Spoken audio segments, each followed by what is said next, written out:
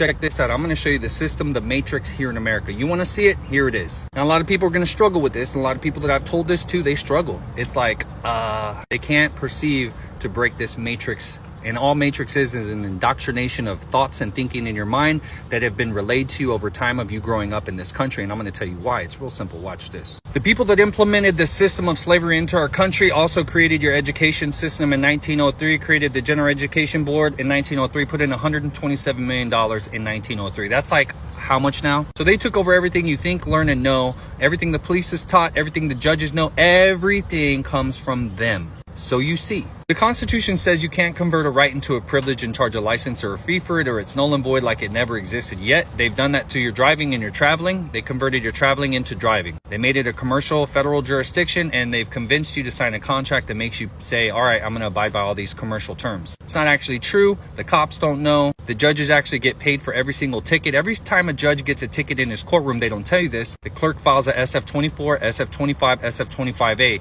These are bonds. Bonds create securities. These securities go into the Judiciary Retirement Fund, and the judge gets a cut of every single ticket. Do they tell you that? No. Because the system is designed to enslave the judges for the ones that are greedy or the ones that feel guilty, and us, we the people. It's against all of us. Everything to do in traffic that has no victim is null and void and repugnant to the Constitution. That is a fact, and it has been removed from the knowledge. And people, when you tell them this is what happens. Even my own mom. What do they say? That's against the instructions that you've been taught. But nobody's ever harmed. They take your own money. They pay the cops to weaponize them. If you go 5 or 10 over, guess what? You're enslaved. You go to work, you earn that money, and they take it. They give it to the judges to shut their mouth, and they keep the system enslaving the little guy. All the while, this happens every year, and these are the underreported numbers. Don't be deceived. Have you ever looked in Child Protective Services how many kids run away? Go find the pictures of the kids that run away, and when you see their fucking infants, ask yourself, how is that possible if they're not involved in doing something to sell these kids? They are involved, and they are selling them. And I'm here to tell you, and I don't care what consequences you think you could bring on me. I'm spilling the beans because I am their fiduciary. I am we the people.